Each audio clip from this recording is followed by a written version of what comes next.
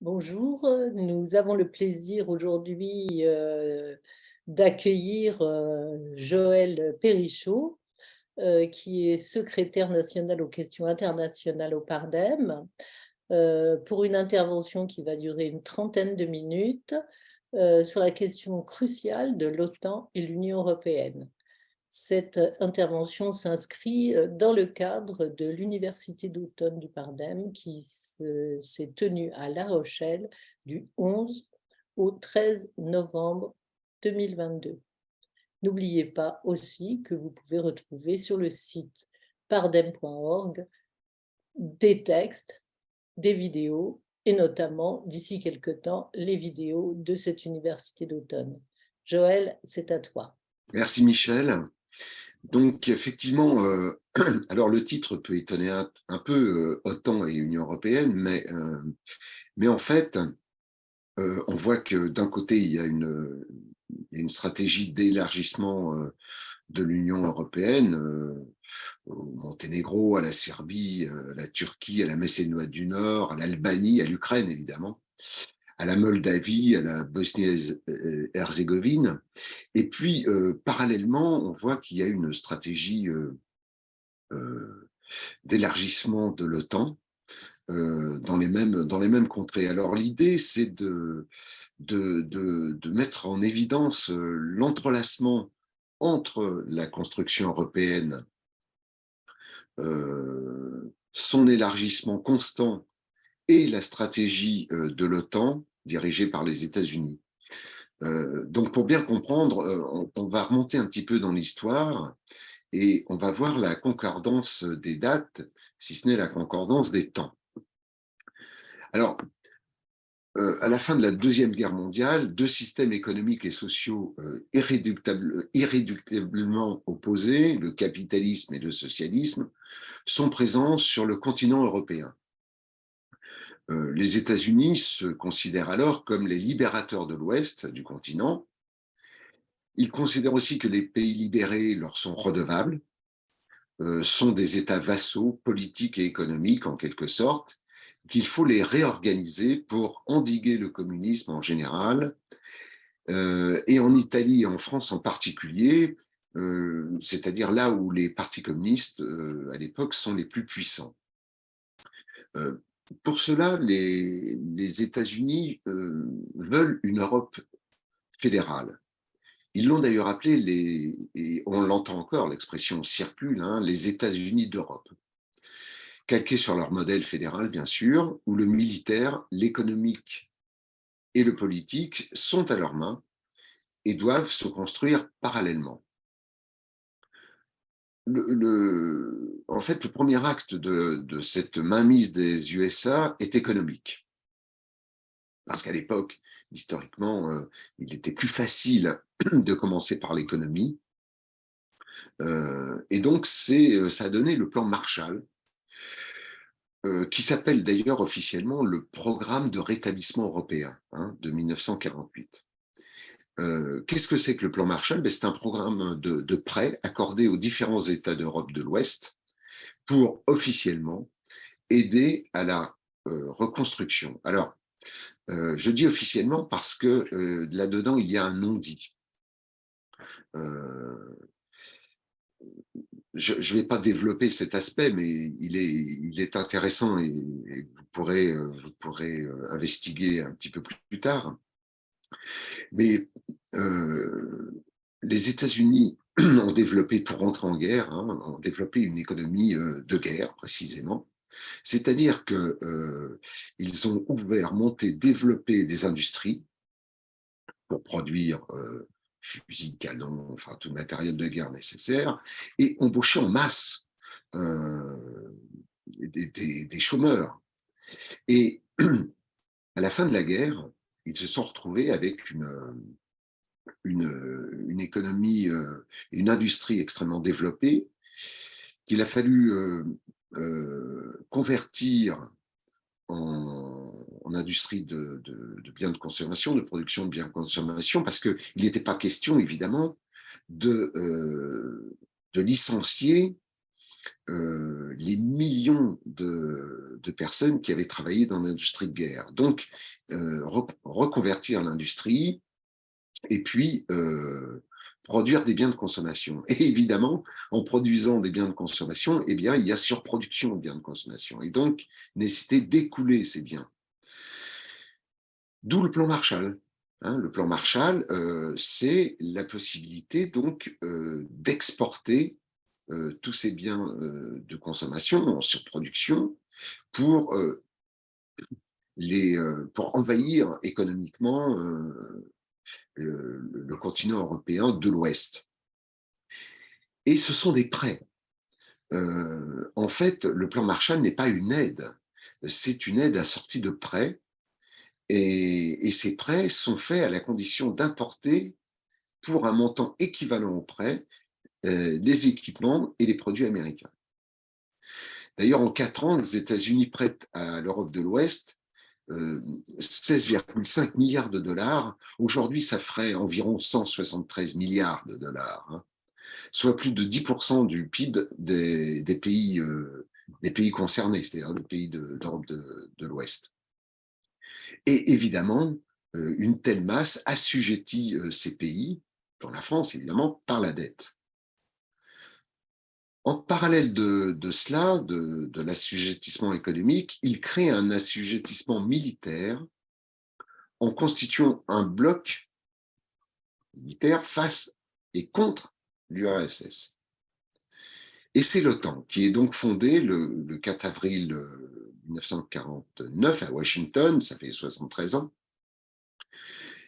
Elle est fondée comme dispositif militaire pour défendre les intérêts idéologiques, politiques et économiques du monde occidental capitaliste. Ce traité de l'Atlantique Nord est un acte majeur de la guerre froide. Il avait à l'époque un double objectif. Le premier, c'était de légitimer la présence des bases états-uniennes en Europe, c'est-à-dire une véritable occupation militaire. Et puis de constituer, c'était le deuxième objectif, une coalition armée du camp occidental contre l'Union soviétique. Les 12 pays fondateurs de ce traité étaient la Belgique, le Canada, le Danemark, les États-Unis, la France, bien sûr, l'Islande, l'Italie, le Luxembourg, la Norvège, les Pays-Bas, le Portugal et le Royaume-Uni, qui ont été rejoints en 1951, donc 2 ans après, par la Grèce et la Turquie. Et ce rôle d'endiguement de l'Union soviétique et des partis communistes, ce fut le rôle dédié à l'OTAN jusqu'à la chute du mur en 1989. En parallèle de cela, la France, la RFA, l'Italie, la Belgique, le Luxembourg et les Pays-Bas, vous voyez qu'on retrouve les mêmes, créent la Communauté européenne du charbon et de l'acier, la fameuse CECA, qui est la première pierre de l'Union européenne. Qu'est-ce que c'est que la CECA dans les faits, et pour faire court, c'est la mutualisation capitaliste des marchés du charbon et de l'acier. C'est l'avancée du volet économique du plan états-unien, le volet politique devant suivre directement. C'est pourquoi en 1954, les USA impulsent la création de 2 autres communautés, donc sur le plan politique. La communauté européenne de défense, ça vous dit quelque chose, puisqu'on en parle toujours de ça, et la communauté politique européenne, là aussi, c'est l'idée lancée par Macron il y a quelques semaines. Alors, d'abord, sur la communauté européenne de défense. De quoi s'agissait-il à l'époque? De la création d'une armée européenne, avec des institutions supranationales, placées sous la supervision du commandant en chef de l'OTAN, lui-même nommé par le président des États-Unis. Plus précisément, d'ailleurs, la communauté européenne de défense est esquissée dans le contexte de la guerre froide en septembre octobre 1950. Vous voyez que ça n'a pas traîné. Il y avait à l'époque, une petite parenthèse, mais elle est intéressante, ce qu'on appelait les cédistes et les antisédistes. C'est contre la Cède, pour la Cède ou contre la Cède. Et pourquoi ces sédistes et ces antisédistes? Parce qu'ils prenaient position par rapport à un projet qui s'appelait le projet Pleven. Oui, Pleven, vous le connaissez, il a été ministre ensuite. Hein. Qu'est-ce que disait ce projet? C'était la fin du statut d'occupation de la RFA, l'égalité des droits des États membres, ce qui impliquait la réhabilitation entière de l'Allemagne de l'Ouest, qui pouvait ainsi recouvrer sa pleine souveraineté avec l'entrée en vigueur de la CED. Par ailleurs, cela supposait que la France renonçât à son programme nucléaire, puisqu'acquérir la bombe aurait permis à la RFA d'en faire autant. Et que ce droit lui avait été refusé par les Alliés lors de la capitulation du Troisième Reich. Et ce projet Pleven devient un traité. Et il est signé par les 6 États de la CECA le 27 mai 1952. Il est ratifié par la RFA, bien sûr, l'Allemagne de l'Ouest, la Belgique, le Luxembourg et les Pays-Bas. Mais heureusement, il sera rejeté par l'Assemblée nationale française le 30 août 1954 par 319 voix contre 264. Comme d'habitude, on a appris, mais plus tard, que certains articles du traité avaient été directement rédigés par des diplomates américains. Pour résumer ce qu'était la CED à l'époque, voici ce que déclarait le général de Gaulle, parce qu'il a synthétisé la chose d'une façon formidable. Il disait ceci: le traité attribue au commandant en chef atlantique, en ce qui concerne le destin de la France, des droits quasi discrétionnaires, tels en tout cas qu'à aucune époque, dans aucun pays, aucun gouvernement n'en a jamais concédé à aucun de ses généraux. Donc, échec de la CED grâce aux députés français. Quant à la politique, la communauté politique européenne, elle était, elle, subordonnée à la création d'une armée prévue par la CED. Le projet a été avorté, forcément, hein, puisque l'une devait suivre l'autre, et comme la première a été avortée, l'autre n'a pas suivi, mais il faut retenir l'objectif de la communauté politique européenne. Quel était-il? C'était la création d'une communauté européenne chargée de définir une politique étrangère commune. Et vous voyez que cette idée de 1950 est revenue par la fenêtre un petit peu plus tard, et que nous en subissons aujourd'hui les conséquences. Donc il y a 2 échecs. La CED, la communauté européenne, politique européenne. Suite à ces échecs, qui était porté par Jean Monnet, celui-ci démissionne de la présidence de la haute autorité de la CECA et fonde le Comité d'action pour les États-Unis d'Europe. Ce comité regroupe les forces syndicales et politiques des 6 pays.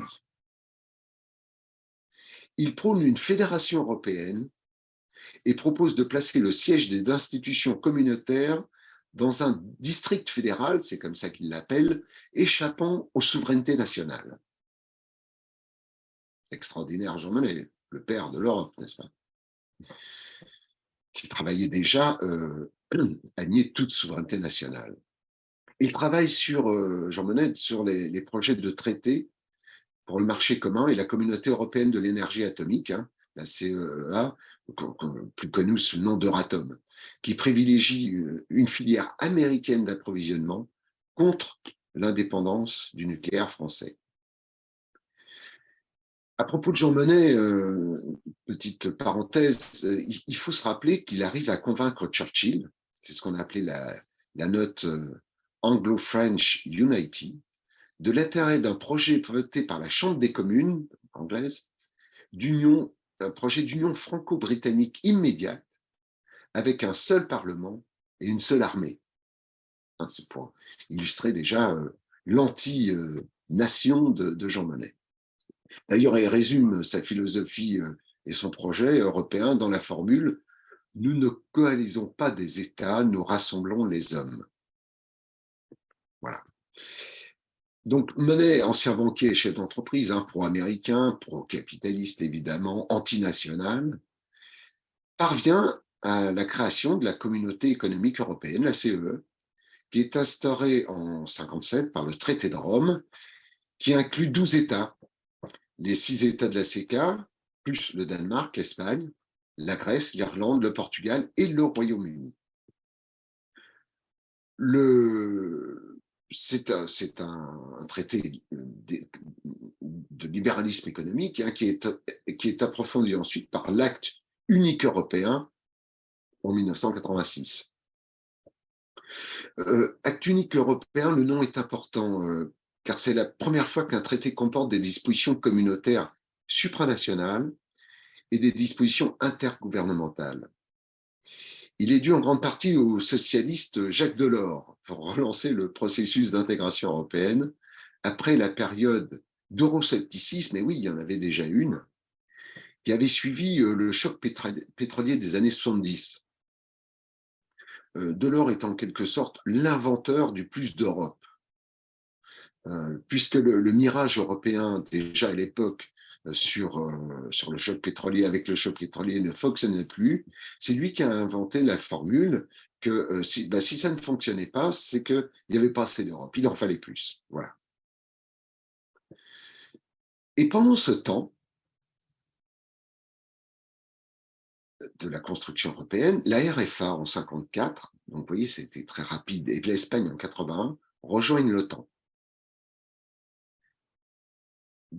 Dans ce contexte, d'ailleurs, contrairement à ce qu'a dit la gauche, l'implosion du bloc soviétique en 1989 ne remet évidemment pas en question la raison d'être de l'OTAN.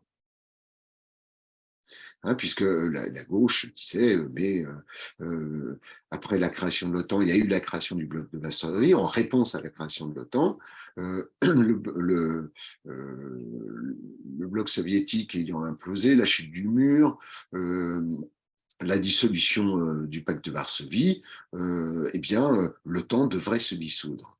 La gauche n'avait pas compris à l'époque, comme maintenant d'ailleurs, que la raison d'être de l'OTAN n'était pas uniquement celle-ci. Et d'ailleurs, son secrétaire général de l'époque, il s'appelait Manfred Wörmer, déclarait en 90 « Seule l'Alliance Atlantique peut lier les États-Unis et le Canada à l'Europe. Elle seule peut assurer que le changement s'instaurera sans crainte de revers ou de volte-face, c'est-à-dire pas de retour en arrière. Elle seule peut coordonner la stratégie globale de l'Occident pour la paix et la garantie des valeurs démocratiques dans une Europe nouvelle. » Fin de l'histoire, circuler, il n'y a rien à voir. On voit bien que la construction de l'OTAN, le développement de l'OTAN et puis de l'Union européenne se font en parallèle. Et on voit bien que l'OTAN est un pilier de l'ordre néolibéral mondial qui lie les atlantistes européens, Monnet et autres, au drapeau états-unien. D'ailleurs, pour George Bush père, elle était une pièce maîtresse de l'Union européenne, des plans hégémoniques des États-Unis dans le nouvel ordre mondial, et tous les gouvernements de droite comme de gauche, les gouvernements de l'Union européenne veulent son maintien. En 1991, la permanente validité de l'Alliance atlantique est réaffirmée dans la déclaration de Rome et un nouveau concept stratégique est adopté. Dans celui-ci, l'OTAN devient une force interventionniste. On passe d'une force dite défensive à une force interventionniste. Et la déclaration de Rome fixe une nouvelle mission qui consiste à assurer sur le continent la stabilité du nouvel ordre mondial par l'intégration militaire de sa partie orientale. En 1992, le traité de Maastricht prend la suite de l'acte unique. Maastricht, c'est un traité extrêmement important. C'est le traité fondateur qui institue une union politique et qui prend le nom d'Union européenne. Le traité de Maastricht institue une citoyenneté européenne, en 92, et prévoit la création d'une union économique et monétaire dotée d'une monnaie unique, l'euro, ce qui sera fait en 1999. À la suite de l'échec d'un projet de constitution européenne en 2005, après le refus par référendum des peuples français et néerlandais, on les oublie souvent, les institutions sont à nouveau réformées en 2009 par le traité de Lisbonne pour réintégrer les mesures prévues par le projet de constitution. Valéry Giscard d'Estaing disant d'ailleurs que le traité de Lisbonne était une copie quasi mot pour mot de la constitution rejetée par le peuple français et néerlandais. Mais en ce qui nous concerne, la France, une petite parenthèse, il a été rejeté par le peuple et il a été adopté en 2008 sous le gouvernement, sous la présidence Sarkozy, par le Congrès, c'est-à-dire la réunion à Versailles de l'Assemblée nationale et du Sénat. C'est donc une véritable forfaiture, une négation du vote des Français par les élus de tous bords, y compris ceux qui se sont abstenus à l'époque. Ceux qui se sont abstenus ont participé à cette mascarade démocratique. Et donc, ils ont cautionné la forfaiture du traité de Versailles. Mais bon, fermons la parenthèse. Tout à chacun connaît cette histoire-là. Et l'OTAN va intervenir. L'OTAN va intervenir prétextant une carence des États européens. Et ils interviennent dans les Balkans. D'ailleurs, cette guerre d'intervention va aussi servir à l'OTAN à justifier sa pérennisation. En effet, le 28 février 1994, l'aviation des USA abat des bombardiers bosno-serbes. La Bosnie, c'est la première guerre de l'OTAN, sans mandat de l'ONU. Elle viole la Charte des Nations Unies, passe outre le rôle du Conseil de sécurité et du fantomatique comité d'état-major de l'ONU, et met l'OTAN aux commandes. Elle fixe des effectifs, le degré de préparation des forces et leur emplacement général. C'est donc une instrumentalisation de la charte de l'ONU, et cette instrumentalisation va ouvrir la voie aux futures guerres de l'OTAN. Car après la dissolution du bloc soviétique, la politique de partenariat de l'OTAN va être le mécanisme essentiel d'élargissement de la pieuvre otanienne. L'OTAN remodèle l'Europe en réorganisant le dispositif de défense et en normalisant des équipements militaires des pays ayant appartenu au pacte de Varsovie. À ce propos, lors d'une université d'été d'automne précédente, nous avions discuté de l'OTAN et des implications de l'OTAN comme alliance militaire, mais comme alliance économique, avec la démonstration de la pression économique qu'elle pouvait faire. Donc je ne reviens pas dessus, mais je vous engage à aller piocher un petit peu dans nos vidéos passées et voir en quoi la normalisation imposée par l'OTAN oblige les pays qui y entrent à réadapter tout leur matériel militaire, c'est-à-dire à acheter du matériel américain. Bien. À partir de 1997, en bafouant les engagements pris lors de la réunification allemande dans le traité 2+4, au traité de Moscou de 90. Alors 2 plus 4, ça veut dire quoi? Ça veut dire RFA, RDA à l'époque, hein, c'est les deux. Et puis les 4, c'est les USA, pardon, la France, le Royaume-Uni et l'URSS à l'époque.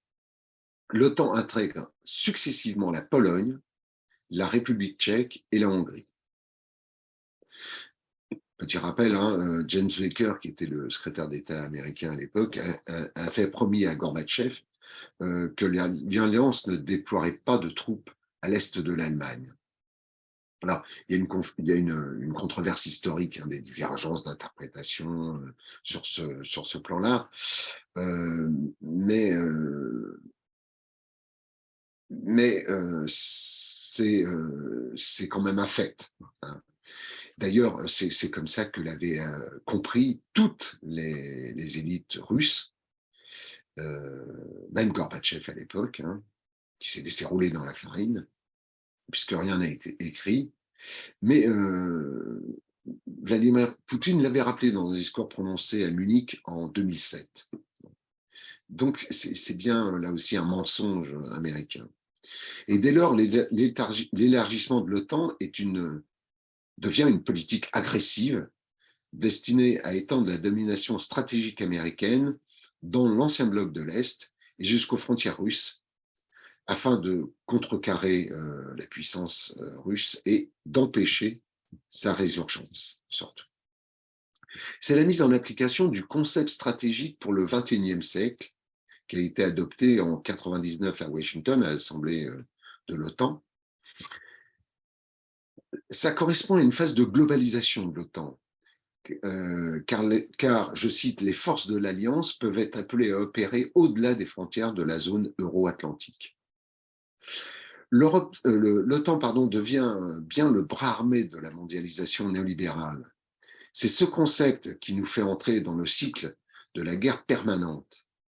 Les interventions de l'OTAN ou de coalitions occidentales avec mandat du Conseil de sécurité de l'ONU, en Irak, en Afghanistan, en Libye, sous couvert de droit d'ingérence humanitaire, puis du devoir de protéger une autre invention, dans les faits, détruisent les États et sont la cause du chaos, y compris des chaos migratoires.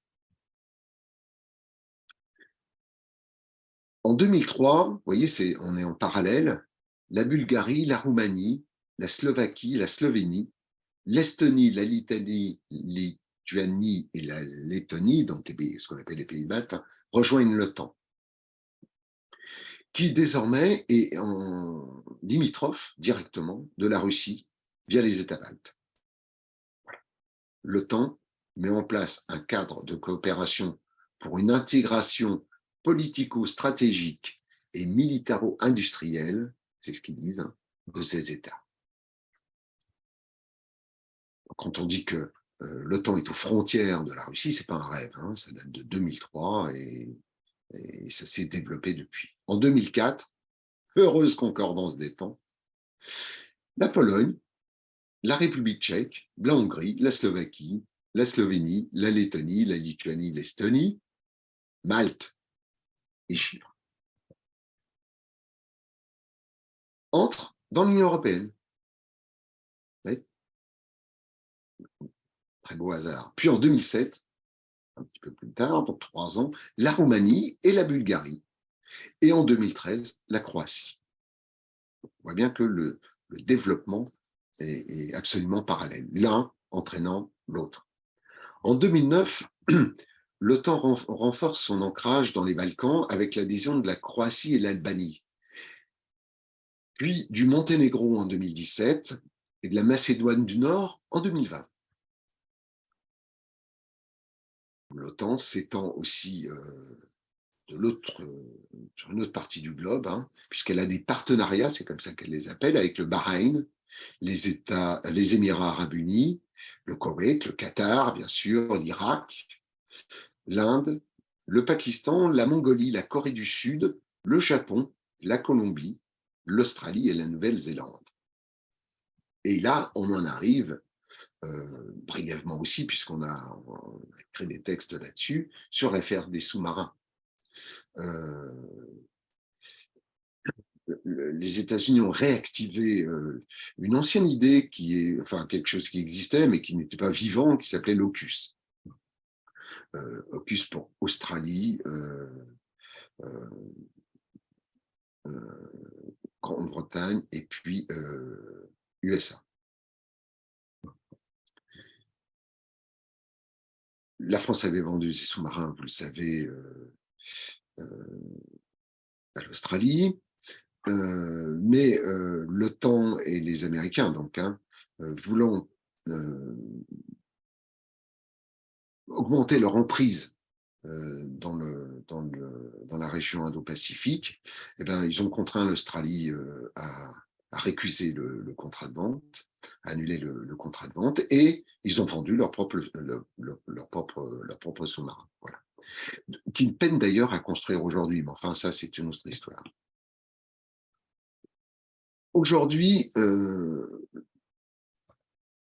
comme le disait déjà Daniel Fried, qui était le secrétaire général adjoint des États-Unis en 2007, l'OTAN s'est transformée en une organisation transatlantique effectuant des missions globales, de portée globale, avec des partenaires globaux.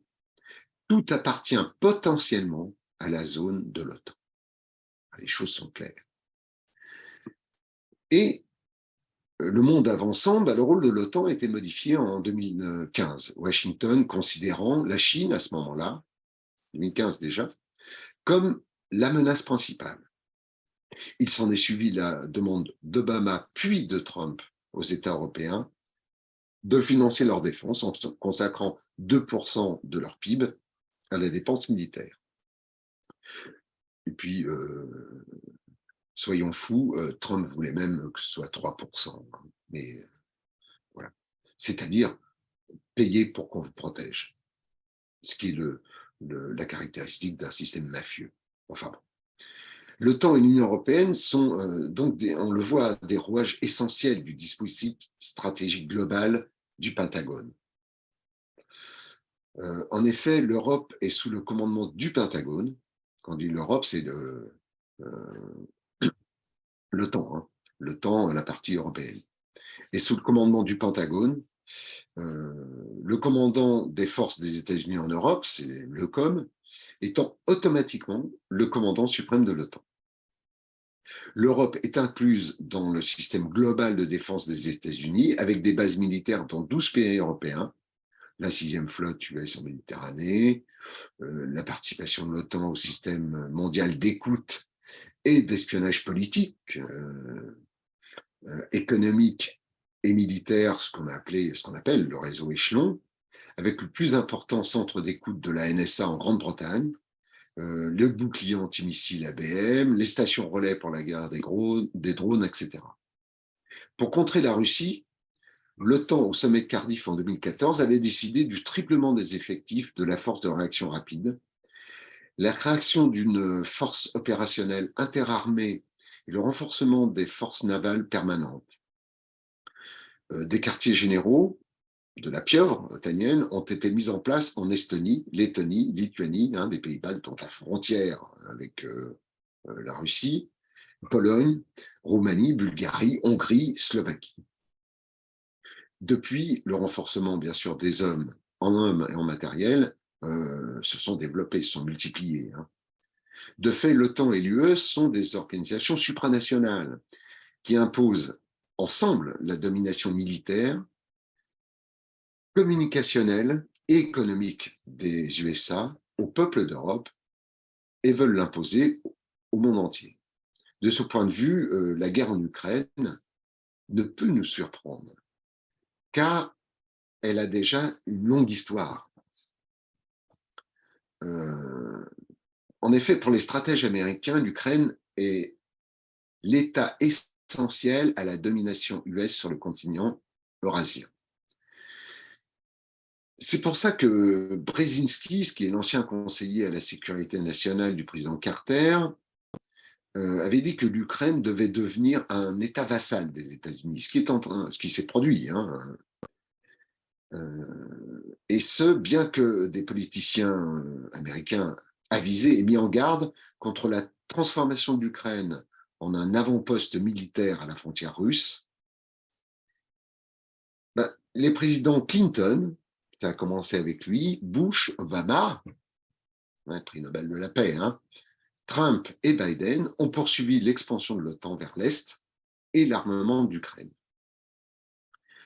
Pourtant, la Russie a dit depuis 20 ans qu'elle n'accepterait pas de troupes et de missiles américains à sa frontière avec l'Ukraine. Mais les États-Unis ont refusé de prendre en compte les intérêts de la Russie en matière de sécurité.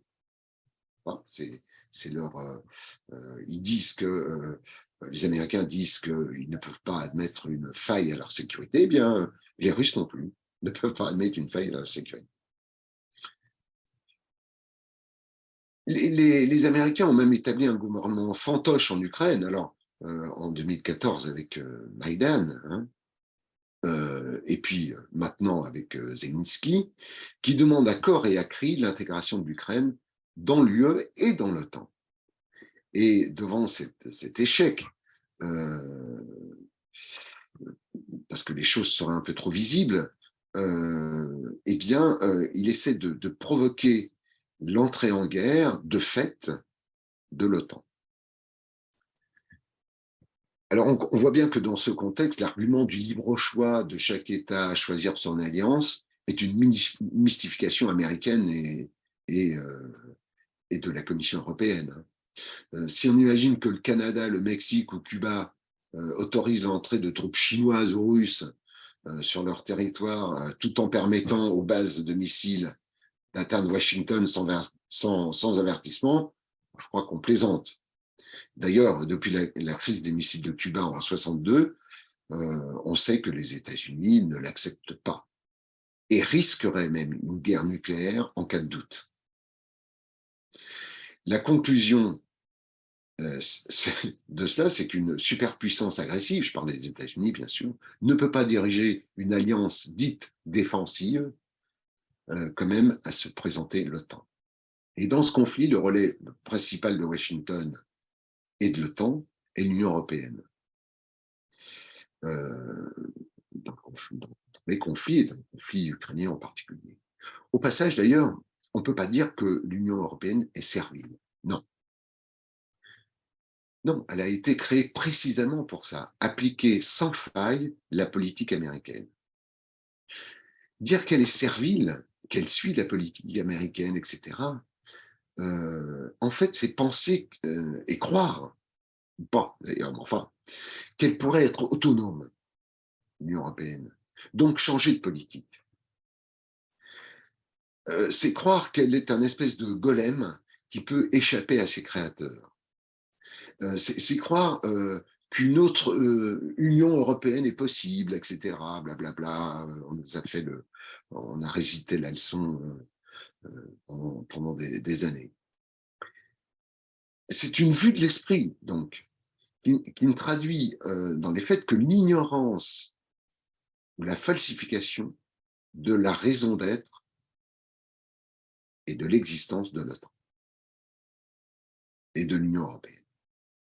Donc non, elle n'est pas servile, elle fait son job.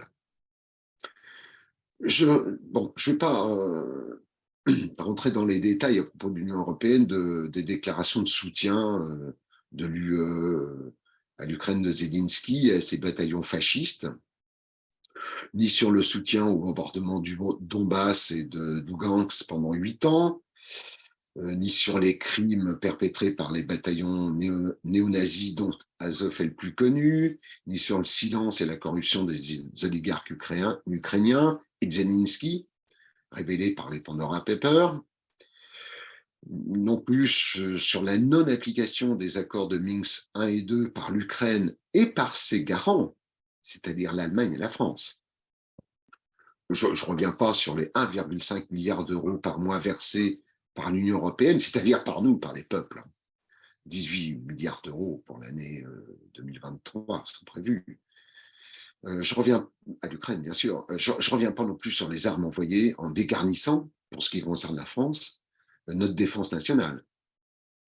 Sur les services de renseignement prêtés à Zelensky, sur l'accueil open bar des réfugiés ukrainiens, logement, travail, etc. sur les mensonges, sur la situation militaire réelle, sur l'harakiri économique et énergétique que fait l'Union européenne aux dépens de ses citoyens. Je ne reviens pas non plus sur les mensonges concernant les crimes de guerre russes ou sur les promesses d'intégrer l'Ukraine à l'UE, etc. Tout cela est connu. Donc, ce qu'il faut retenir, c'est que l'UE fait bien son boulot, en fait. Son boulot de bras armés et de bras politiques, économiques des USA. Et que la France, il faut retenir aussi que la France, qui a réintégré le commandement intégré de l'OTAN à la demande de Sarkozy, vous vous rappelez, hein, et qui est au service de l'expansionnisme américain, la France, qui se veut un moteur de l'UE, se retrouve étroitement associée aux politiques agressives qui ont déstabilisé le continent européen et fait partie, de fait, des belligérants dans le conflit avec Moscou. On comprend bien à la vision de cela. Le plus grand ennemi de l'OTAN, c'est la souveraineté. Souveraineté des nations, souveraineté des peuples, et souveraineté, dont certains appellent de leur vœu, souveraineté européenne. On voit bien qu'elle n'existe pas. Je me suis efforcé en tout cas de le montrer. Donc, je vais en terminer là. Pour nous, pour le Pardem, nous devons renouer avec, la France doit renouer avec une politique d'indépendance nationale et grandeur, je n'hésite pas à le dire. La France doit recouvrer sa souveraineté militaire pleine et entière en retirant ses forces à la disposition de l'OTAN, en ordonnant le départ des structures militaires de l'OTAN du territoire français. Oui, parce qu'il n'y a plus de base, vous le savez bien, il n'y a plus de base de l'OTAN, puisque De Gaulle avait fait le nécessaire, si je puis dire. Mais il y a des structures militaires de l'OTAN sur le territoire français, assez nombreuses. La France doit donc conserver une autonomie de dissuasion, rester maîtresse de l'engagement de ses troupes, afin de ne pas se laisser entraîner dans des conflits au service d'intérêts étrangers, et notamment américains. Et c'est le risque, évidemment, avec ce conflit ukrainien. Mais on le voit bien aussi, en tout cas, ça a été démontré, on ne peut évidemment pas faire cela dans le cadre de l'Union européenne. Car l'OTAN et l'Union européenne sont des piliers du néolibéralisme et de l'impérialisme états-unien qui marchent de concert.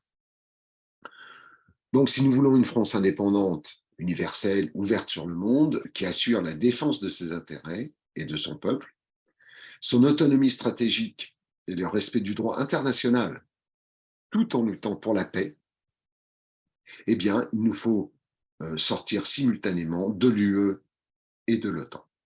Voilà. Eh bien, écoutez, je vous remercie. Merci Joël de cet exposé tout à fait utile et pertinent en ces temps brouillés, on va le dire comme ça. Avant de terminer, rappelons à ceux et celles qui vont regarder, écouter cette vidéo, qu'ils peuvent retrouver sur pardem.org très bientôt toutes les vidéos réalisées dans le cadre de l'université d'automne du Pardem, et puis aussi qu'ils n'hésitent pas à s'abonner à Info Pardem ou Pardem Info, qui est publié chaque semaine, diffusant textes, vidéos, interviews, rencontres, analyses, qu'elles soient nationales ou internationales. Merci d'avoir écouté, merci d'avoir regardé et surtout merci de relayer.